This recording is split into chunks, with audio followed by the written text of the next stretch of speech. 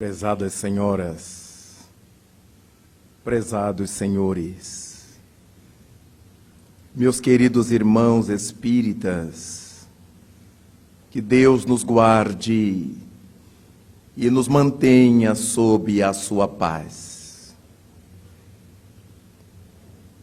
Acabamos de evocar nesses dias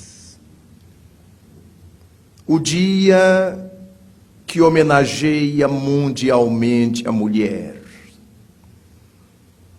Esse Dia Internacional da Mulher, que tem merecido em várias partes do Ocidente os mais diversos tipos de manifestações políticas, umas artísticas, outras religiosas, tantas, sociais diversas, chama-nos a atenção para que em nossos arraiais espíritas possamos pensar nessa realidade reencarnatória dos espíritos que chegam ao mundo sob a vestidura feminina.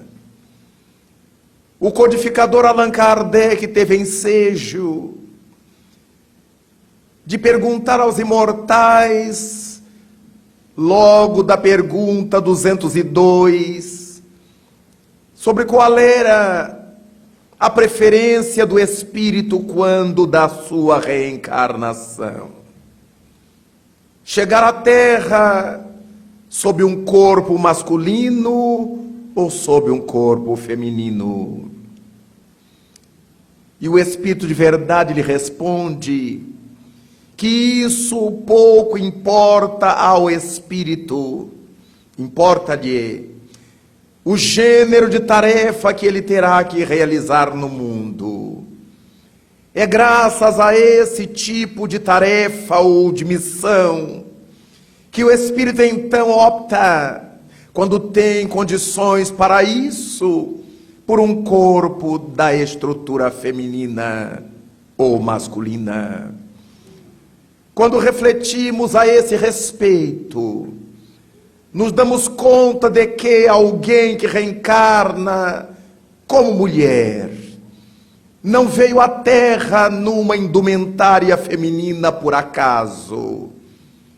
É porque no mundo além, certificando-se do gênero de tarefas, do tipo de compromissos que lhe caberia no mundo físico, entendeu que o corpo feminino, com tudo o que o acompanha, seria a melhor estrutura biofísica para que o espírito pudesse então realizar a sua missão.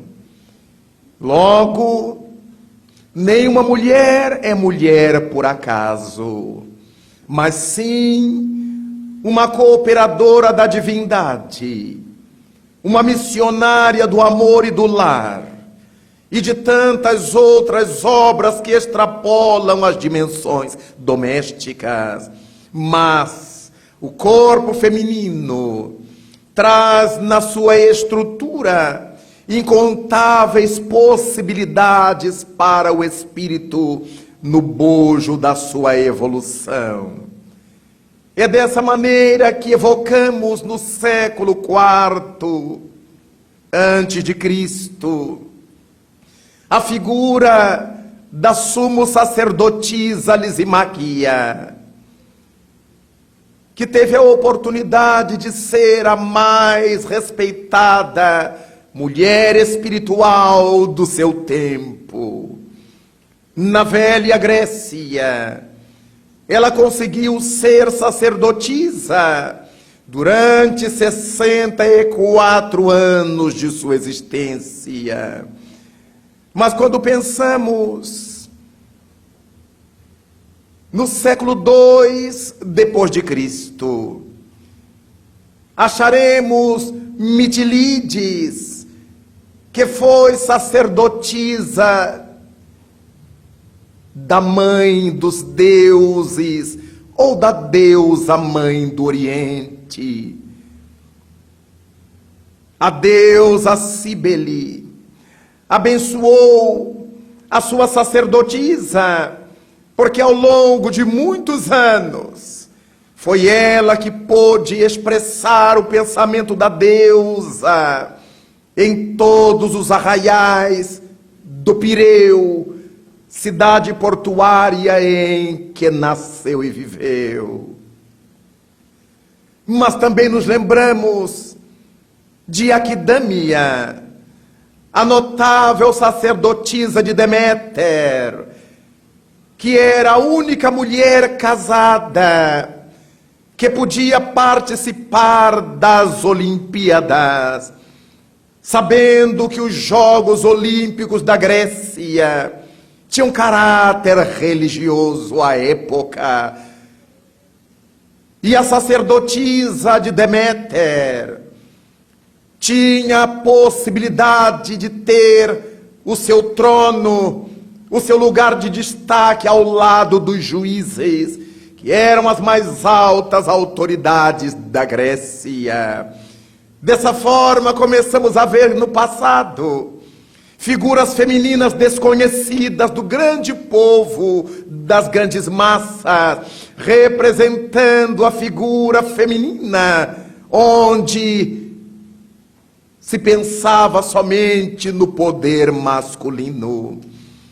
Mas quando refletimos nessas sacerdotisas, desde Lisimáquia a Aquidâmia, não podemos deixar de chegar mais próximo a nós, aos nossos tempos de agora, para evocar uma figura de mulher notável, sacerdotisa do seu dever, até a sua desencarnação, que nasceu em Murga, na cidade de Nápoles, no ano de 1854. Exatamente 3 anos antes de que aparecesse em Paris o Livro dos Espíritos. Com poucos dias de nascida, a menina se torna órfã de mãe. E a vida naturalmente se lhe transforma desde o berço, porque aos 8 anos de idade ficará órfã também de seu pai, assassinado que foi. E alguns amigos, depois de não suportar criar a menina, entregam-na à sua avó paterna, enferma de temperamento ruim, inabilitada para lidar com crianças, deixa nas ruas. Até que alguns vizinhos, vendo aquela menina desamparada, perguntam-lhe se ela não se lembrava de alguém que a pudesse cuidar. E a pequena vai para a casa de um casal, que ela se lembrava que era amigo de seu velho pai. E o casal resolve por guardar a menina em seu lar, até que resolvessem os documentos para que ela ingressasse numa instituição religiosa. Deveria ser levada ao convento, onde teria a chance de estudar, de formar-se, de ser alguém na vida, naqueles idos do século XIX. Mas enquanto a pequena de 9 anos agora se achava na casa dos seus benfeitores ocasionais, estes receberam a visita de um casal para o jantar.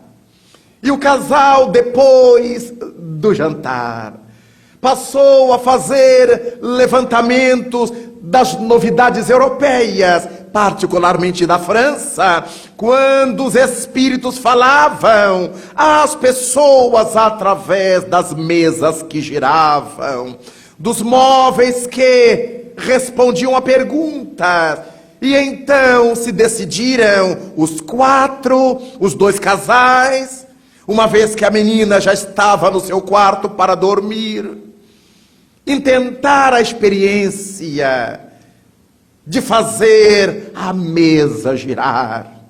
Era uma mesa relativamente grande. Os quatro adultos estenderam as mãos e esperaram durante longos minutos, 15 minutos, dizem os escritores, e nada. O casal visitante lembrou-se de que nas suas leituras soubera de que o número de pessoas influenciava na realização do fenômeno. Então, a dona da casa foi chamar a pequena, que já dormia, para que viesse compor o grupo, a fim de que a força da equipe facilitasse a realização do fenômeno ou não. A pequena, vestida em camisolas, assentou-se no meio dos adultos e obedeceu às ordens. Era o momento de estender as mãos. E ela estendeu as suas. E logo que estendeu, poucos instantes depois, a mesa começou a tamborilar com os pés. As cortinas da sala inflaram, as janelas se abriram, como se mãos invisíveis as houvessem aberto de fora para dentro. Os objetos sobre a mesa começaram a flutuar na sala, e naturalmente amedrontados, todos retiraram as mãos. E tudo voltou ao estado anterior, menos as pulsações. Estavam todos excitados com o fato ocorrido. Era de fato deslumbrante ver o móvel levantar-se do chão, todas as peças se moverem na sala. Mas agora queriam testar de quem era aquela força plástica que houvera conseguido tal milagre. Os adultos começaram um a estender suas mãos sobre a mesa, sem que nada ocorresse. Por desencargo de consciência, trouxeram a pequena para que ela estendesse as mãos. E foi exatamente nessa hora que toda a fenomenologia se repetiu, mais intensamente. Os calçados foram arrancados dos pés, flutuavam no espaço da sala. As garrafas de água, os jarros de água, flutuavam no espaço, como se mãos invisíveis os acionassem. A menina assustada recolheu as mãos. E a família descobriu que guardava em casa, sem que o soubesse, um animal sagrado. Alguém que poderia servir para alegrar aos seus convivas, aos seus convidados no futuro. Desistiram da ideia de levá-la para o internamento na instituição religiosa, porque agora teriam uma distração em casa. Imaginaram, cada vez que chegasse uma visita, expô-la, para que fizesse a mesma coisa para os visitantes. Como as mães de hoje ou de ontem, que mandava as crianças dizerem versinho para as tias, para os tios, tocar piano para as visitas. Naturalmente, para a criança não há nada mais desconfortável. Então, no caso da pequena, ela serviria como médium, como sensitiva, para provocar fenômenos, a fim de que os louros se quedassem, ficassem para a família anfitriã. Os anos se passaram. Nesse estado de coisas, a pequena casou-se aos 15 anos de idade. Mas foi um casamento infeliz. Possivelmente ela se casara para ter a sua vida própria, sofrida desde o nascimento, para ter a sua própria liberdade. Seu pai havia deixado para ela algumas economias, embora fosse um pescador. E com essas economias, a jovem abriu uma pequena loja, que chamaríamos hoje uma mercearia, com artigos variados, de onde retirava a sua própria manutenção.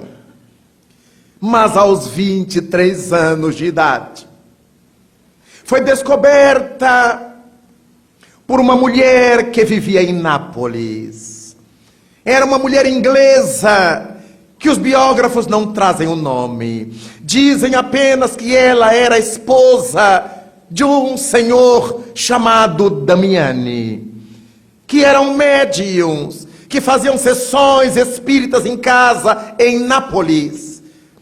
E numa dessas sessões, o espírito John King dirigiu-se à senhora Damiani, passou-lhe o endereço da menina, da jovem, pedindo-lhe para que a procurasse, porque ela tinha uma excelente potencialidade mediúnica. Deu-lhe o endereço e a determinação, e a senhora Damiani foi até onde se encontrava a jovem Eusápia Paladino. Desde então, o senhor Damiani levou-a para a sua sessão, e junto com os esforços do notável professor Ercole Chiaia, trataram de educar-lhe a faculdade mediúnica, deram-lhe a instrução inicial, para que ela soubesse o que se passava consigo, o de que se tratava, e tivesse um controle maior sobre os fenômenos que realizava.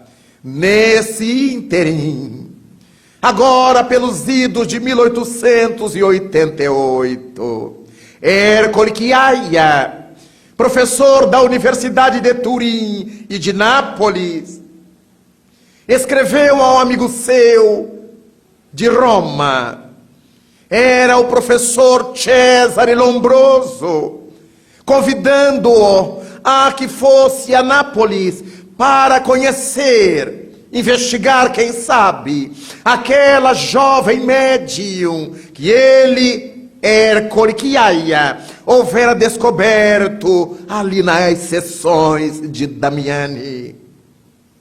Somente em 1891, 3 anos depois, é que o professor Cesare Lombroso teve a oportunidade de viajar a Nápoles para conhecer a jovem, mas ele tinha uma predisposição especial. Era contra todas essas coisas que à época falavam das notícias da França e mesmo da Itália a respeito da fenomenologia espírita. Estava Cesare Lombroso preparando um livro contra o espiritismo, contra a mediunidade. Seria o grande libelo, escrito por um homem de notável formação antropológica, e dessa maneira possivelmente surtiria um efeito muito drástico junto à comunidade científica e à comunidade em geral, quase sempre de poucas letras. E foi então para Nápoles, com essa disposição. Programou-se para realizar com a jovem médium 2 sessões. Alugaram o salão de um dos hotéis de Nápoles. E no horário aprazado, numa tarde, Cesare Lombroso, Ercole Chiaia, Tamburini e outros cientistas das universidades de Milão, de Turim, de Nápoles, de Roma, ali se encontraram para investigarem a jovem sensitiva. Examinaram-na totalmente. Lombroso tivera o cuidado de levar consigo a sua filha, Paola Lombroso, para que, se houvesse necessidade de algum exame mais íntimo na médium, a sua filha pudesse fazer, e foi o que aconteceu. A simplicidade de Eusápia imediatamente conquistou a amizade de Paola Lombroso. E examinada, foi atada a uma cadeira de alto espaldar, pelo tórax, os braços presos aos braços da cadeira, os tornozelos presos a eletrodos, mesmo estando ela diante da equipe de sábios que a observavam a pequena distância. Mas ela tudo consentia com tranquilidade. Cesare Lombroso, que chefiava o grupo, disse-lhe que quando ela estivesse pronta, poderia dizer para que ele desse começo à pesquisa. E logo, logo, a jovem afirmou para o sábio que ela estava pronta. Iniciada a sessão, a cabeça da jovem tombou para a frente e logo se impertigou. O rosto se lhe transformou. Era um rosto másculo, e de sua garganta uma voz igualmente masculina, guturalizada, se fez ouvir no salão. Eu sou John King, que vivi um dia no Caribe e me chamei Henry Morgan. Dessa maneira, o espírito identificava uma encarnação anterior no Caribe. Estamos prontos para o trabalho que os senhores desejarem. E novamente a cabeça da médium pendeu. Dos seus orifícios faciais, os sábios perceberam que uma substância branco-leitosa começava a se evolar de sua boca, seus ouvidos, de suas narinas. E logo, os objetos que tinham sido colocados propositalmente, pandeirolas, cornetas, pianolas, começaram a ser tocados no espaço, como se mãos invisíveis as segurassem. E depois de alguns instantes foram para os seus devidos lugares. Os sábios já estavam admirados, entusiasmados, porque era ainda tarde e a sala era coada pela luz do entardecer. Eles podiam ver tudo com muita clareza, mas eles estavam preocupados, porque não esperavam de ver aquilo que estavam vendo. Cesare Lombroso supunha que tudo não passasse de um truque, que agora ele estava verificando que não era. John King volta a falar, incorpora a médium e se dirige ao líder da mesa. Gostaríamos de lhe apresentar uma outra possibilidade. E a mesa, detrás da qual se encontravam os sábios, uma mesa do hotel, antiga, de tampo de mármore de Carrara e pés de ferro, começou a flutuar como se fosse uma pluma, e fazia menção de imprensar os doutores contra a parede, e voltava como se estivesse com eles a brincar. Começaram a transpirar os sábios, porque aqueles homens todos ali reunidos não conseguiriam levantar aquela mesa de tampo de mármore e pés forjados em ferro. Novamente volta John King. Os senhores estão admirados, mas ainda poderemos fazer algo um pouco mais interessante. E novamente a médium libera aquela substância alvo leitosa, que um dia foi chamada de ectoplasma, por Charles Robert Richer, durante as célebres experiências por ele realizadas em Argel, no início do século XX. A partir de então,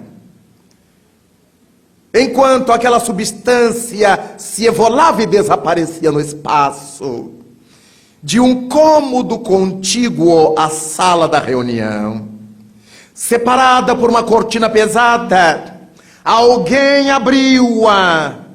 Era uma mulher de baixa estatura, com a cabeça velada, que se dirigiu ao centro da mesa onde estava Cesare Lombroso.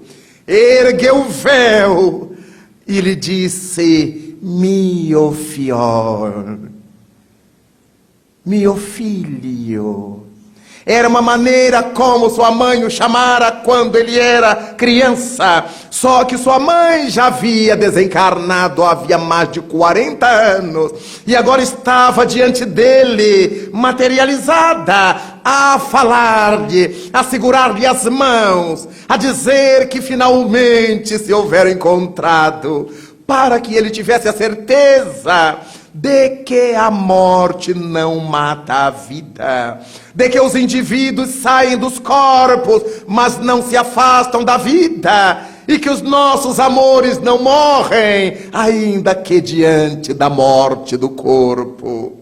Cesare Lombroso se emociona até não mais poder. Jamais lhe passara pela mente encontrar-se fisicamente com sua mãe, desencarnada havia tanto tempo. Terminado esse momento em que diante dele o vulto de sua mãe se esfuma, desaparece pouco a pouco, para que ele não imaginasse qualquer truque, alguém que se vestiu de sua mãe e que tivesse sabido de seu passado infantil. E ele declara a sua crença naquilo que acabara de ver. Ao invés de prosseguir no livro contra o Espiritismo, Cesare Lombroso escreve agora uma explicação científica para os fenômenos espíritas. Era espírita Cesare Lombroso, o grande pai da antropologia criminal, da fisiognomia, uma doutrina nos estudos do direito que pretendia, associada à psicologia, descobrir na formação craniana aqueles indivíduos que eram passíveis de se tornar criminosos, os chamados cérebro lombrosiano, que naturalmente, por razões naturais, o progresso das ciências foi mostrando que não tinha sentido e hoje não é mais aceita. Mas a época produziu um grande frisson nos meios acadêmicos da Europa e do resto do mundo. Graças a isso, Cesare Lombroso passou a ter a Eusápia Paladino como se lhe fosse uma filha do coração. Viu que ela não tinha nenhuma intenção de enganar, e que de fato não enganava. Ela era médium. Restava-lhe agora estudar para saber o que era aquilo, de onde provinha aquela realidade que ele acabara de assistir, com todos os seus assessores igualmente cientistas. Levou Eusápia à Universidade de Roma, a Turim. Levou Eusápia a Milão.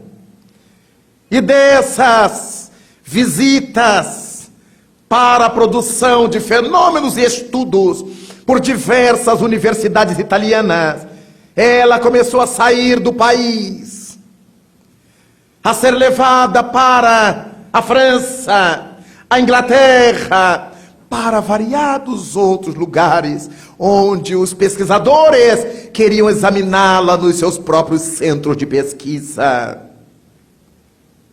Aos 56 anos de idade, Eusápia já era a médium mais pesquisada do mundo. Já cansada, porque começara aquele labor havia muitos anos.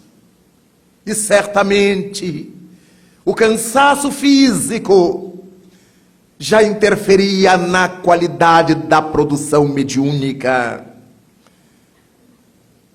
Até que em 1918, aos 64 anos de idade, desencarna Eusápia Paladino, a médium mais pesquisada do mundo.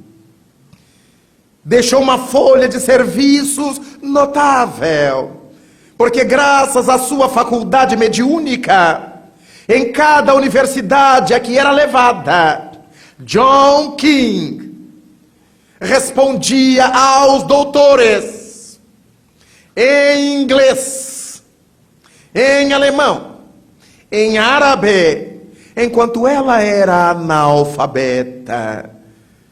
Mal conseguia firmar seu próprio nome e não sabia falar outra língua que não fosse o italiano napolitano.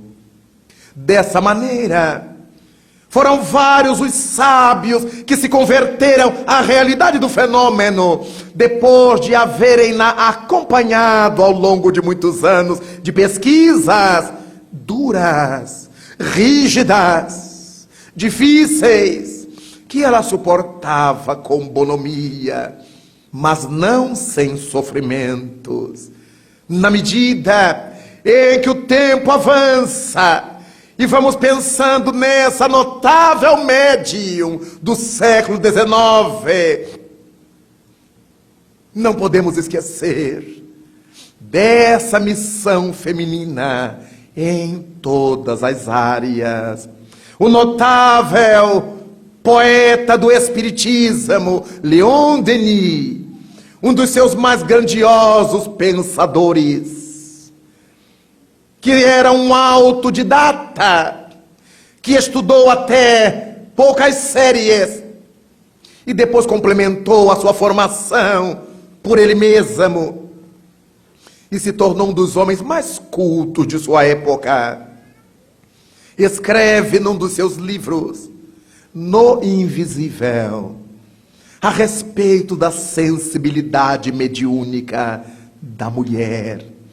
Afirma Denis, graças aos seus estudos e observações, que o organismo da mulher, que é adaptado para a maternidade, para determinados registros finos, para a captação de energias finas, certamente predispõe a mulher a que seja, quando médium, excelente médium. A sua sensibilidade permite-lhe filtrar de maneira mais intensa as vibrações do mundo invisível.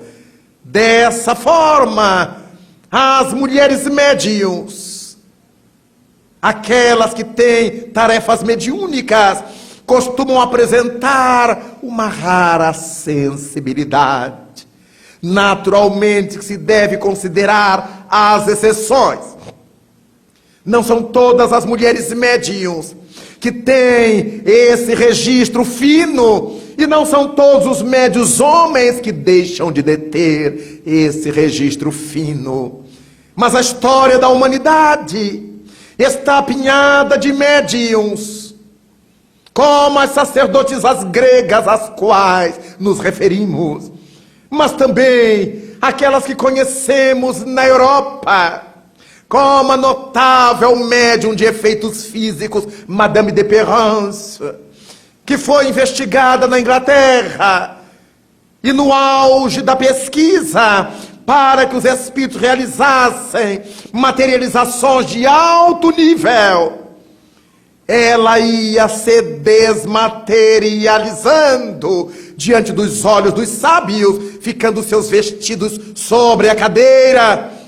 E depois ele ia se inflando outra vez. Quando terminava o trabalho, ia reaparecendo o seu corpo dentro da roupa de novo. Investigações científicas por Antônio J. Freire e outros vários ingleses que acompanharam os trabalhos de Madame de Perrance. Mas a Europa conheceu a notável Florencia Cook, que serviu a William Crookes, o mais notável fisicoquímico do século XIX na Inglaterra, como médium para que ele pudesse estudar o espírito materializado de Anne Morgan, também conhecida como Kate King, filha de Henry Morgan, ou do John King, que se comunicava por meio de Eusápia Paladino. Foi graças a Florencia Cook que William Crookes, destacado pelos colegas cientistas da Inglaterra para examinar aqueles fenômenos por causa de sua autoridade acadêmica, ele consegue, depois de 3 anos de investigação, escrever à Sociedade Dialética de Londres, que queria que ele afirmasse se aquilo era possível. E ele então escreverá: não lhes digo que seja isso possível, eu lhes afirmo que isto é verdade. Mas quando pensamos em Florencia Cook, temos que pensar em Martha Berrault, também conhecida como Eva Curière, que na Vila Carmin, em Argel, sob os estudos do notável Charles Richer, realizou durante vários anos o seu trabalho, servindo-lhe para que ele pudesse constatar a realidade da vida ultratumba, a realidade da vida espiritual, quando diante dele se corporificava um árabe que falava truncadamente o francês, porque naquela época, aquele país africano, Argélia, era dominado pela França. E o espírito Biamboa, árabe nas suas expressões, na sua aparência, falava com ele em francês arrastado, mas ele que contara antes, no cômodo que mandara construir especialmente para as sessões, que só havia uma porta e entradas de ar como básculas inamovíveis. Ele entrava, primeiro, examinava o ambiente, entravam seus 3 companheiros da academia, seus colegas que o ajudariam a examinar, eram 4. Entrava a médium depois de examinada, que por eles era igualmente atada à cadeira, 5 pessoas.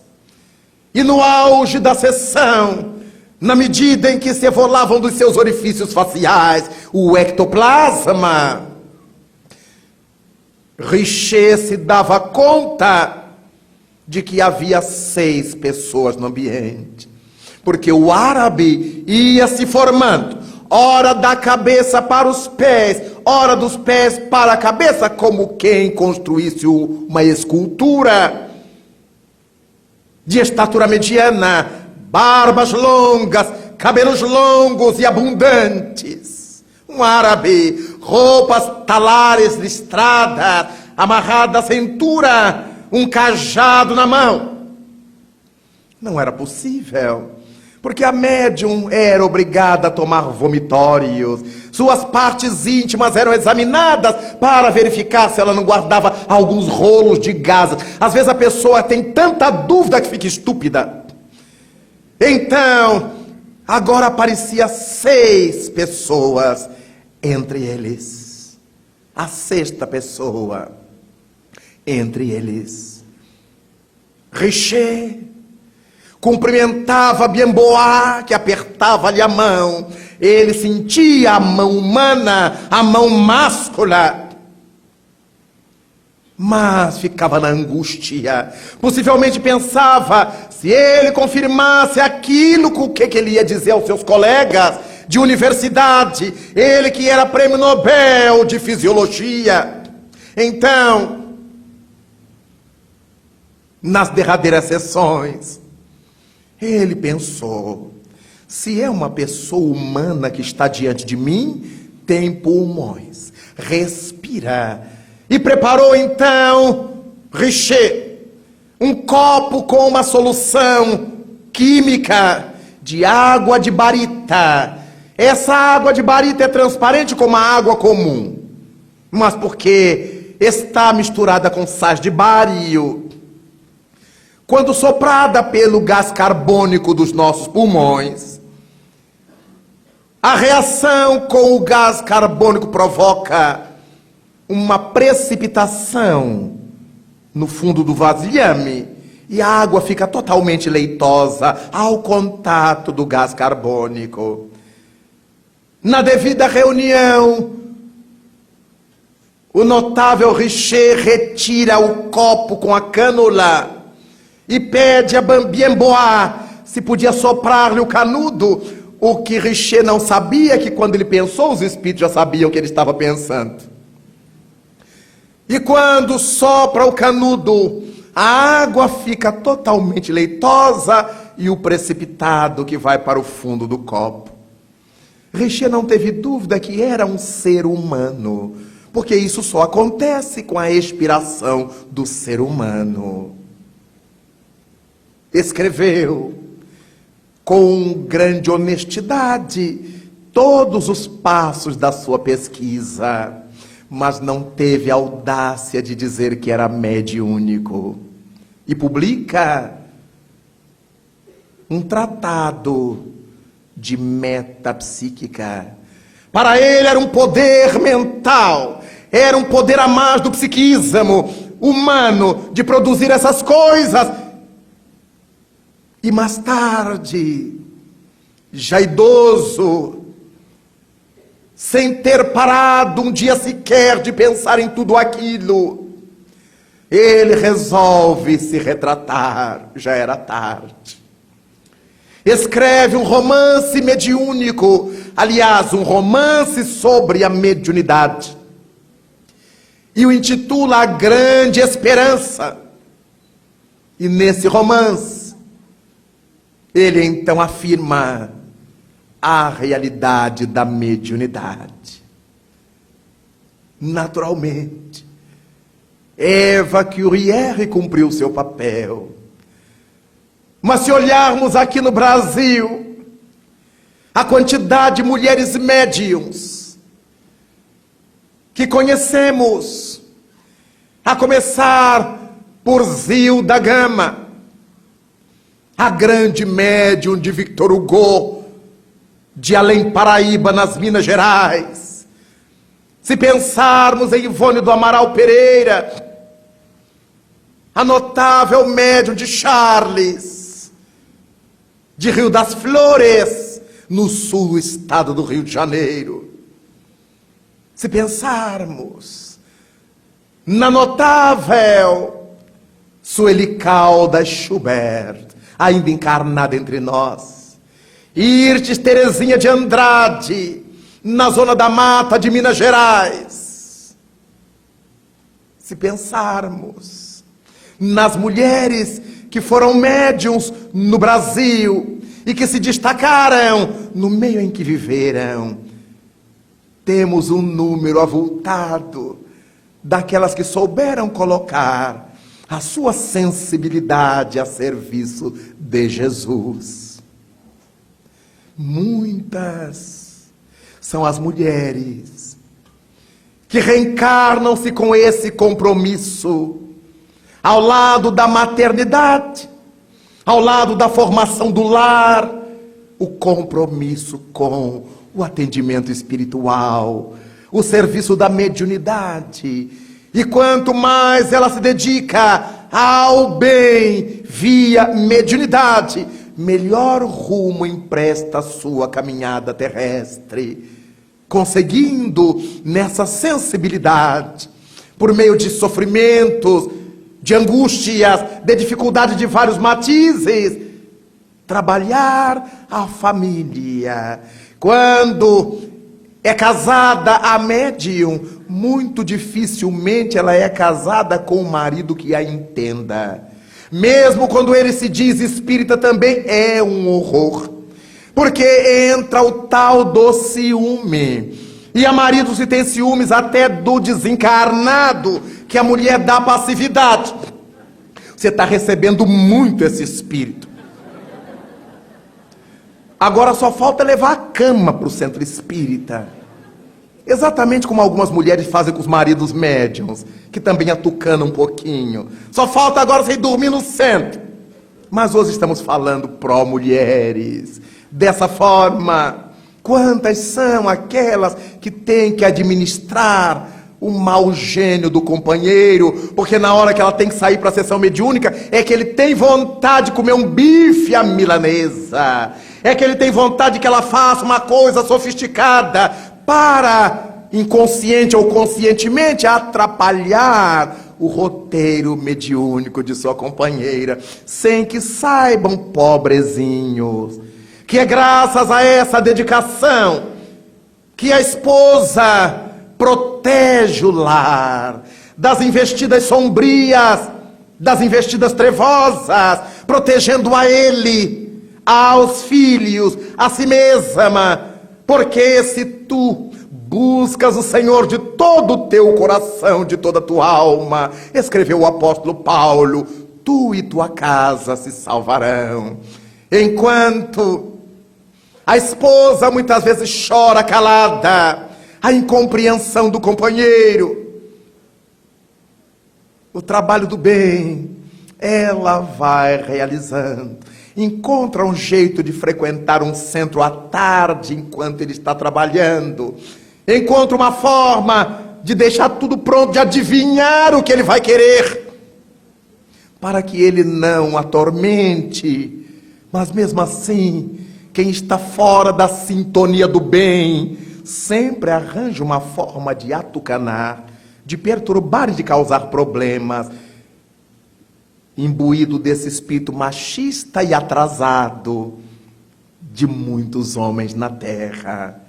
A faculdade mediúnica se é bela na dimensão masculina do ser, na dimensão feminina ela se agranda, porque o espírito que sofre acha no sentimento da médium o aconchego maternal. O espírito feroz acha na compreensão da mulher mãe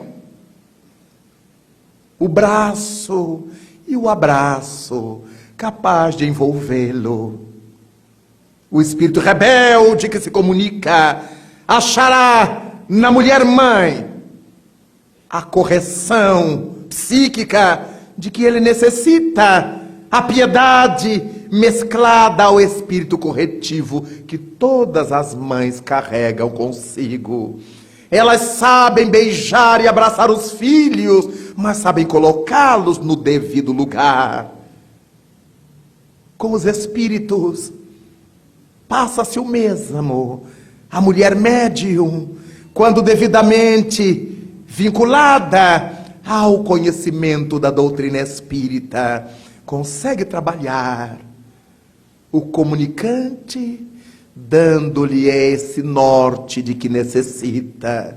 Se são benfeitores, encontram na sensibilidade feminina essa veracidade emocional, conseguem transfundir para quem ouve a verdade que trazem até nós, pela sensibilidade da mulher.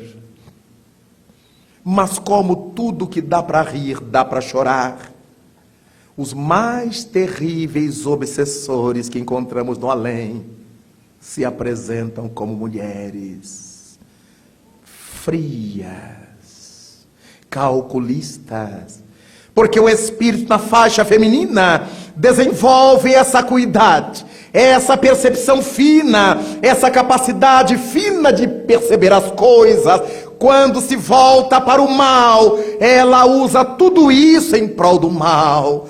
Quando as mulheres se decidem vingar, elas são mais terríveis, perdoam mais dificilmente, no além também.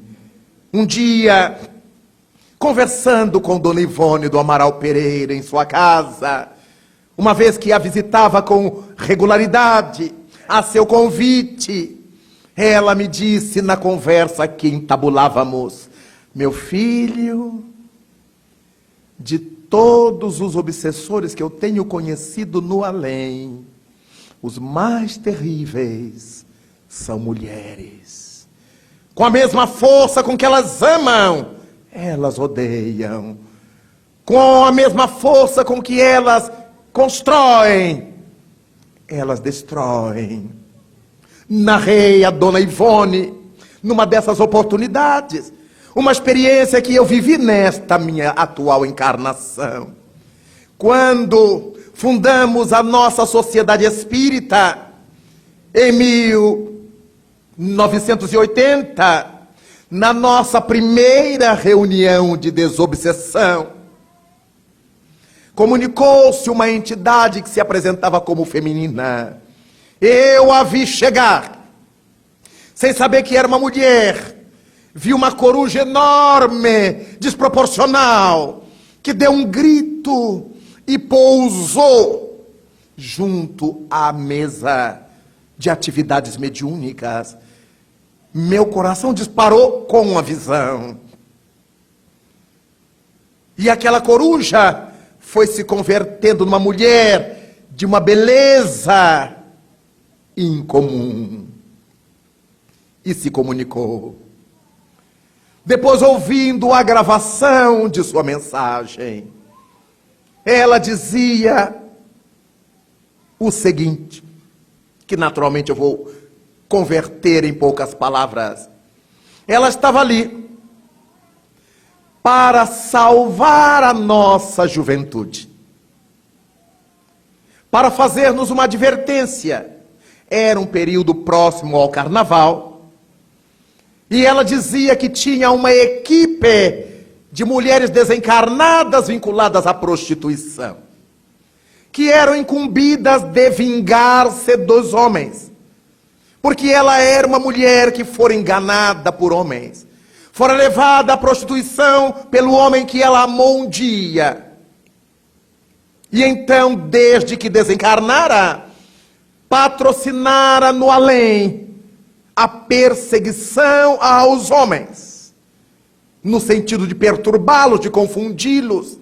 E essas jovens espirituais que ela soltava no período carnavalesco, tratava de fixar-se aos rapazes e levá-los às enfermidades, ao crime, à orgia, à droga, ao alcoolismo, com esse espírito de vingança. Mas alguma coisa ligava ao nosso grupo. Alguém ali chamava-lhe a atenção. Algum dos trabalhadores, algum dos frequentadores, alguém que ela sentiu um enternecimento pelo grupo. E sabendo que tínhamos muitos jovens, vinha para nos advertir. Foi quando começamos a fazer os nossos retiros carnavalescos, levando os jovens conosco. E até hoje fazemos, 31 anos depois. Dessa forma, esse espírito sempre se comunicava, e um dia eu lhe perguntei, antes de que ela se comunicasse, há quanto tempo ela se devotava àquela missão infeliz no além. E em 1980, ela me disse: estou há 76 anos fazendo isto.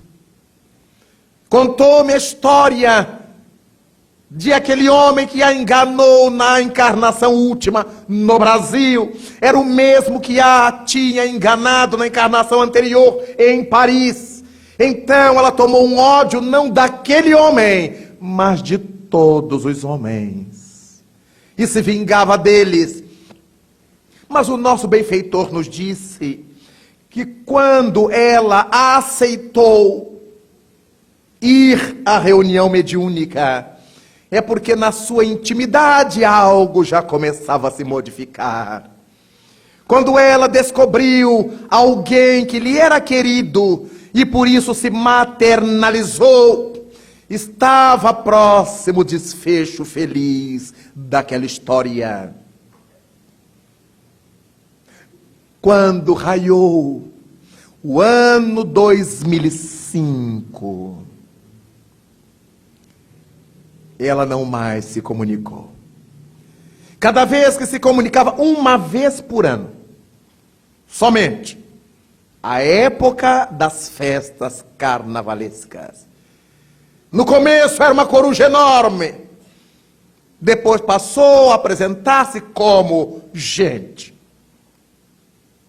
E cada vez eu, como médium, percebia que ela tinha menos mágoa. Os espíritos foram trabalhando com ela no além, enquanto ela despejava na comunicação, uma vez por ano, aquilo que lhe causava mal. Foi uma psicanálise que durou mais de 20 anos. Entre o além e o aquém, ela tratada lá e se comunicando uma vez para drenar via médium aquilo que os espíritos iam achando que era importante que ela drenasse através do médium.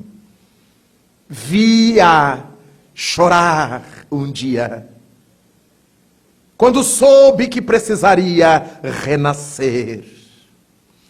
Chorava arrependida do tempo que ficara no além provocando problemas, porque ela tinha consciência de que precisaria arrumar todos aqueles anos que inadvertidamente, de forma rebelde, se manteve naquela situação. A alma feminina, segundo os irmãos do além, foi-lhe preparada uma reencarnação educativa, em que ela não viria aleijada, com problema, cega, surda, muda, mas viria uma trabalhadora para lidar com casos difíceis de crianças com deficiência. Muitas dessas crianças com deficiência, aqueles homens que ela um dia desatinou, e eles enveredaram pelo alcoolismo e não conseguiram mais sair, para as drogas e não conseguiram mais sair, para o homicídio, para o suicídio. Então, na medida do possível, eles iriam reencarnando sob a tutela daquela mulher. Ela voltaria como mulher, sofrendo todos os conflitos internos e sentindo todo o amor do mundo por aquelas crianças de quem ela se sentiria responsável. A misericórdia de Deus, a reencarnação, a mulher, a mediunidade. Neste ano, quando o movimento espírita do mundo comemora os 150 anos de O Livro dos Médiuns, esse tratado de espiritismo experimental, como chamou Allan Kardec, cabe-nos homenagear a mulher médium, a mulher sensitiva, essa que, mesmo não sendo médium nos centros espíritas, mesmo não dando passividade a entidades desencarnadas, é médium da vida. Uma vez que por seu intermédio é que a divindade envia à terra os seus filhos. Essa mulher que dá à luz, essa mulher que cria os filhos saídos de outros ventres, essa mulher que dá a luz do ensinamento como professora, essa mulher que dá a luz espiritual na evangelização, nos trabalhos do bem, que dá a luz da saúde na medicina, que dá a luz da mesa farta na lavoura. De qualquer maneira, eis a mulher dando à luz o bem. Quando evocamos de O Livro dos Médiuns seus 150 anos. Oxalá, neste momento denso do mundo, em que a mulher se permite prostituir, viver uma vida sem determinados comprometimentos éticos, como se tudo fosse válido para ganhar dinheiro, como se tudo fosse válido para dizer que é livre. Quando ela posa nua para ganhar dinheiro, quando ela troca de homens como quem troca de roupas para ganhar dinheiro, quando ela trai para ganhar dinheiro, certamente ela se converte numa pilha de tormentos e de problemas. Nesses dias em que estamos vendo tanto desmazelo na educação das jovens, porque tudo lhes é aberto, tudo lhes é fácil. Quando as vemos fumando e bebendo mais que os rapazes, estatísticas internacionais. Quando as vemos atacando sexualmente, abordando mais que os rapazes, temos que nos preocupar com essa fonte da sensibilidade. Porque se ela se estraga com tudo isso. E se ela é capaz de atrair, se estragada, atrairá o indevido, o imprestável, o perturbador. Quando encontramos o número de mulheres desatinadas, completamente desatinadas, porque quiseram um dia, infelizmente, viver a liberalidade dos homens e passaram dos limites. Por essa razão, evocamos a alma iluminada da Mãe de Jesus, da notável rosa mística de Sharon, para que Maria de Nazaré possa derramar sobre a mulher da terra, nossa mãe, nossa irmã, nossa filha, nossa amiga, as bênçãos da lucidez, para que a mulher saiba dizer não, saiba dizer sim, com responsabilidade, para que a mulher se dê conta da sua parte de cooperadora de Deus na ingente obra do mundo. Não foi à toa que em todo o seu messianato as mensageiras de Jesus foram as mulheres, e aquela que ele escolheu para dar a notícia de que ele não tinha morrido foi uma mulher antiga, pecadora, vendedora de ilusões, Maria de Magdala, por quem ninguém dava nada. Foi a ela que ele confiou saber que ele voltara em primeira mão. Como procuras, Maria, no lugar dos mortos aquele que vive? Rabone, Maria. Pedimos assim a essa mãe simbólica da humanidade o socorro para as médiuns da vida, as mulheres, mães, para que nunca se enganem, imaginando que é aqui no mundo comece o fim de tudo. Estamos na terra en passant, estamos na terra de passagem, e por causa disso, todos responderemos pelo que semearmos aqui. Mas a mulher, por sentir mais, por ser mais penetrante, certamente sofrerá mais porque ela sabia, ela sabe que se quiser, ela modificará o mundo. Não há um único homem que não ouça a mulher. Ele finge que não ouve, mas ele ouve a mulher. E na sua forma suave de ser, falando baixo, falando pouco, as que falam baixo e pouco, elas vão conduzindo a vida, o marido, os filhos, o lar.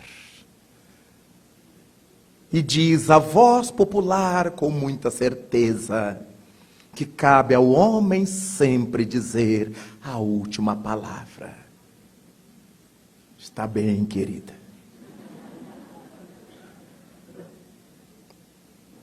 A mulher aparvalhada, atormentada, é a que briga, é a que grita, é a que xinga, mas a mulher é a que ama. Ele chega todo machista e ela diz, deita aqui, meu bem. Quando ela diz, deita aqui, meu bem, ele já está deitado. Parece o gato que a gente coça a barriga, o cachorrinho, ele bota as pernas para cima. Todo homem é assim. Por mais que ele diga que não, mas ele é assim. É da nossa natureza. E a mulher que sabe ser mulher não briga jamais. Põe os pingos nos is, amando. Briga com ele, amando. Deita aqui, meu bem. E faz um carinho nele. É um passe. E o bichinho dorme. E quando acorda tem outra disposição. Nada de brigar. Mulher que briga é homem recentemente reencarnado como mulher. É do homem esse instinto de brigar por tudo. A mulher fica quieta e a gente imagina que ela está se acovardando. Ela está dando tempo ao tempo. Ele chega nervoso, deixa ele entrar no banho. Depois que ele tomar um banho, ele já sai melhor. Depois que ele jantar, ele já está melhor. Porque o homem com fome fica nervoso. E aí ela senta, meu bem, preciso falar com você.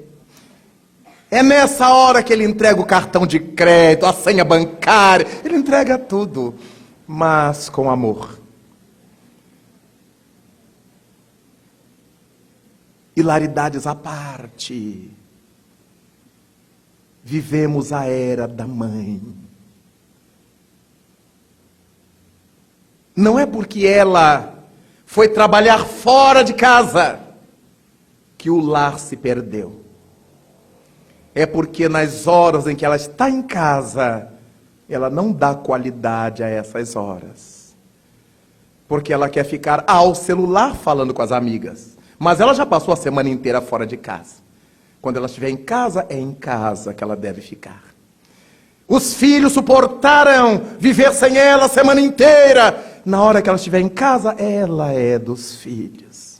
Ele é dos filhos. O grande problema da perda do lar não é a mulher trabalhar fora. É ela estar sempre fora, mesmo quando está em casa.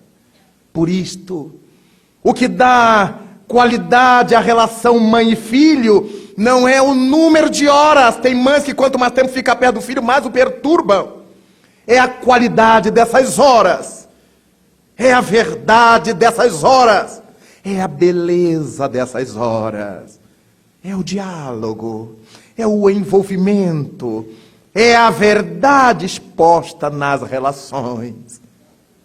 Desse modo, o Espiritismo aí está para trazer-nos a pensar na mulher, nessa mulher que o Evangelho recita, nas falas de Paulo, nas falas do Cristo, nas falas de João, evangelista. Agradecidos estamos aos céus, a essa proteção sublime da Mãe mirífica de Jesus, para que juntos hoje, evocando essa data feminina internacional, o Dia Internacional da Mulher, nós todos possamos nos dar as mãos e pensarmos nessa médium da vida que cada uma de nossas mães representa diante de nós. Foi graças a elas que nós chegamos ao mundo. Foi graças ao seu amor que nós ficamos no mundo.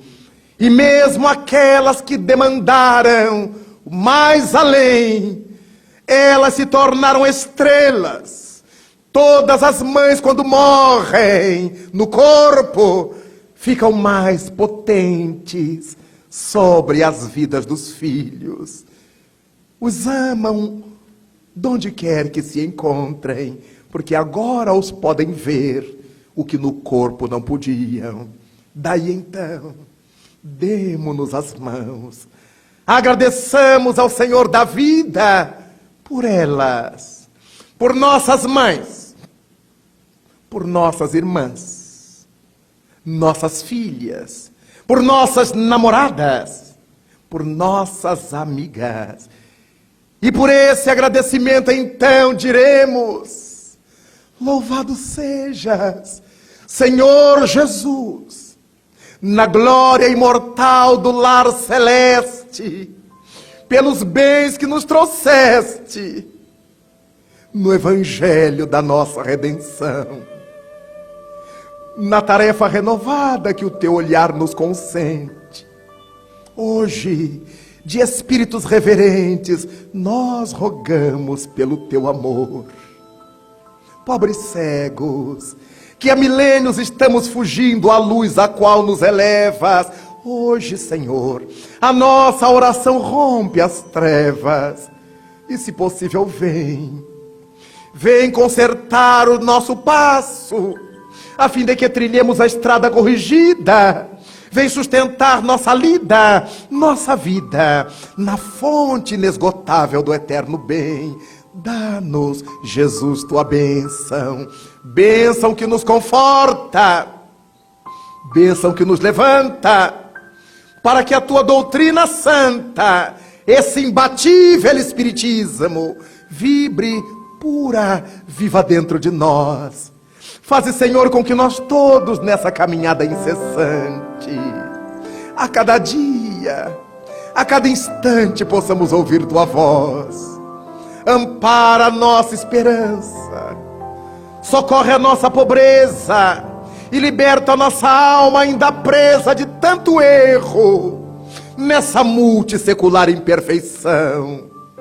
Mestre excelente, Senhor de toda a verdade, ensina-nos a guardar-te com unção, com devoção e com inesgotável gratidão, na intimidade singela, não obstante sincera, em que se converte o nosso coração. Obrigado, Senhor.